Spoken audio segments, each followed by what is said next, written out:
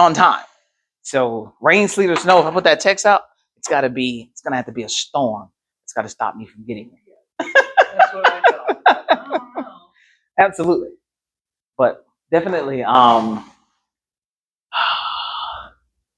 things that we've already discussed since you were the only one here was just the what we currently deal with, which is literally our limited direct accountability of our elected officials. We just don't have it. Yeah. So I went and I did some research and I found out that we really lack, there's a huge disconnect between the regular citizen and the governing body. So what we're going to do is we're going to give direct oversight and decision making to the people. And what this means is, how do we get there? We say, okay, I'm going to implement a way for citizens to effectively push an initiative to your elected official, to your district, and say, hey, 30% of us have decided we want to see this. And you're going to do it right on your telephone. We're not going to make this super difficult for you to be able to say, we need to see change in our area. What 30% does is it's going to now, on the computer, it's going to task your elected official to start his team working on legislation for and against your issue. This way you get the who, what, when, where, why, and how, and you get both perspectives of this is what it's going to cost us to do this. This is how we're going to get here. Now you're responsible. Once we put this out to you, 51% of you need to decide if this is doable. If there is something inside the bill that you do not like, then you're able to say, hey, we didn't ask for this piece, so we're not going to do it because of this piece. Remove this, bring it back to the citizens.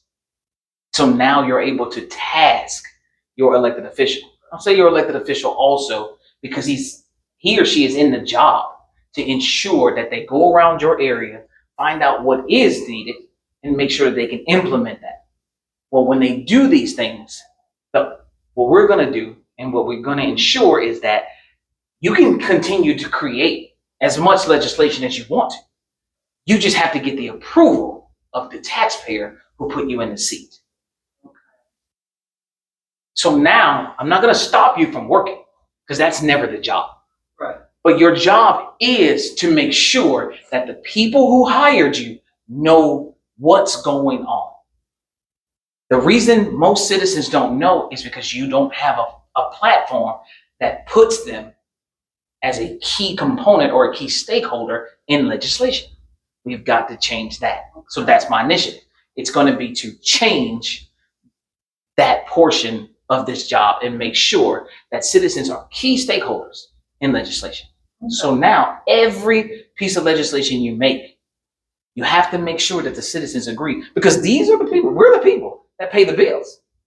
So there will be a lot more transparency. So now you're saying, hey, we're not going to wake up anymore and be like, hey, well, we didn't know that this was part of the bill. Or why is this bill 1,000 pages? Because I tell any citizen, if you receive a 1,000-page bill and we know that we're going to come up with we're going to just throw out an arbitrary number of, when a bill comes out from your legislator, you're going to get 96 hours. I'm not going to ask you to review 1,000 pages in 96 hours. I don't know. Because it doesn't make sense. And I don't know how they're doing it right now. And that's how things slip. Yeah. I'm not even going to call it slipping through the cracks. That's how we're allowing some of the mismanagement to happen. Yeah. So if I give citizens a safeguard, and that's the goal, to give you a safeguard. Now the argument has been, well, if citizens get to approve or disapprove what happens, why do we need elected officials? I tell them, I say, hey, listen, it's the same reason we need doctors, same reason we need lawyers, same reason everybody's got their job to do. We're going to elect you to do this job. We just know that history has shown us that not everybody without the correct mitigation factors will always do the right thing. So we got to make sure that we cut off some of these loopholes. Right now, the best way to do it is to ensure that you answer to the same people who you asked for the job from. Okay. Oh, I know. And the initiative would be 1,000 times harder if I would have run for a district, because I'd be asking 120 people to give up something that, like I've said, in four decades, you've not even considered. And however long they've not considered adding citizens in a meaningful manner. It's always been, if you want to see change, vote in a new person. Well, that hasn't worked. Or maybe it was good one day, or maybe that one person was trying to do something really well, but 1 to 119, it's just not enough. So we need to really consider evolving.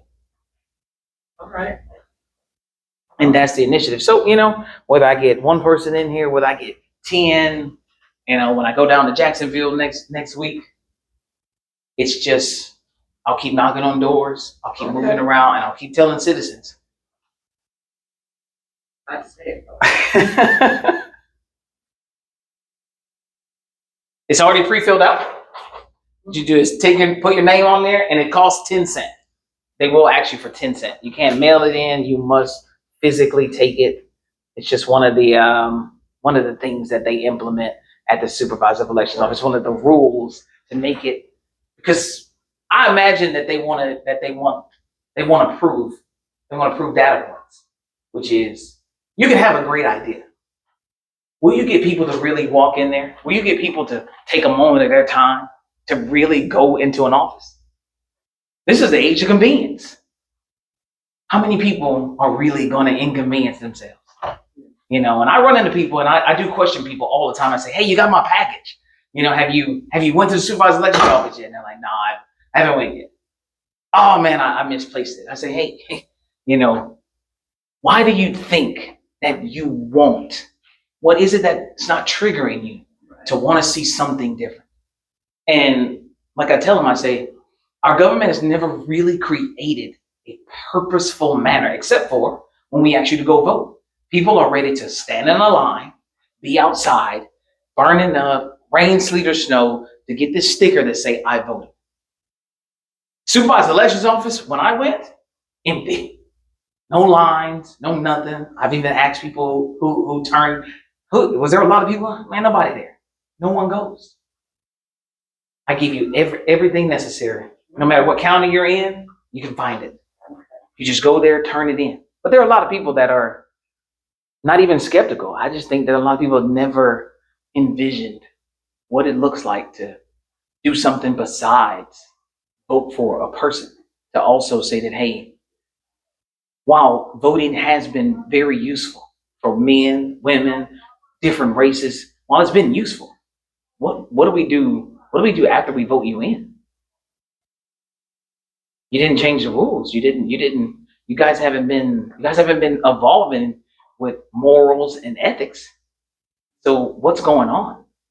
And I do feel like when I was growing up, I do remember, I am old enough to be from the era where the TV went off, but I remember, presidents and people getting on TV and saying, family value type things. Today, it's just not there. There is no morality conversation. There are no, hey, make sure that you're being good, ethical people. Make sure that you're carrying yourselves as Floridians of integrity. Simply do the right thing even when we're not looking. Yeah. But after I saw the Supreme Court not want to give themselves an ethical guideline, I started to look and I said, hey, too many of you are immune because you are able to police yourselves. Well, how tempting is that to keep doing the wrong thing? So I absolutely appreciate you coming out. Okay. And if you have any questions, I am definitely Well, I think Here I for got the idea, and I will definitely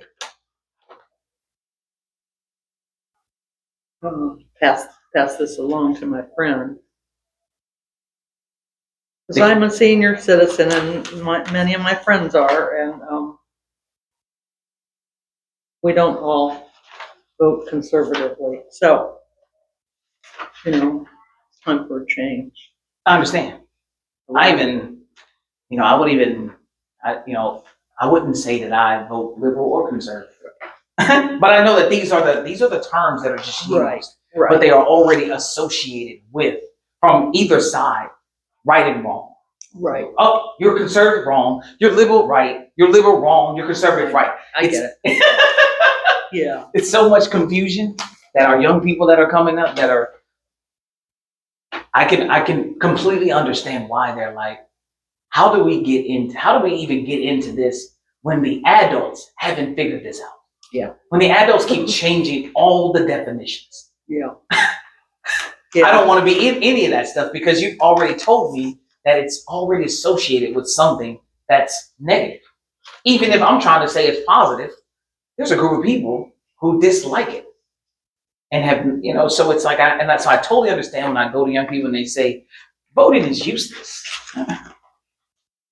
The type, because we're hoping when we vote right now, we're hoping that we get a candidate in that's going to do what they say they're going to do. And that's why I needed to really make a focal point of what's your goal? Isn't it the balance? Isn't it to make sure that Florida's budget stays healthy? No, it's not. It's to ensure that no matter what happens, citizens never lose control of this country. That's super important to me. Yeah. Okay. Well, thank you. Thank you very much. It's my little mic thing. People love to hear people hear what they have to say. And since you're here, it's good for people to just be like, oh, I feel the same way. I'm a senior citizen. I don't always vote conservative. And it should be okay. And it is okay, but not if I tell certain people, then it's not okay. Okay. Well, good. This is good to know. I didn't know all that. So Yes, ma'am. I am going to get going. I have to Absolutely. go somewhere else, but Thank you very much for your time. sure. Thank you. Appreciate you coming out to do this. Appreciate Absolutely. It. What is that, a pointer or something? This right here? Oh, yeah. No, this is just a mic. I see. How cute. Well, thank you again. Thank you very much, ma'am. Good luck. Absolutely, and I appreciate it.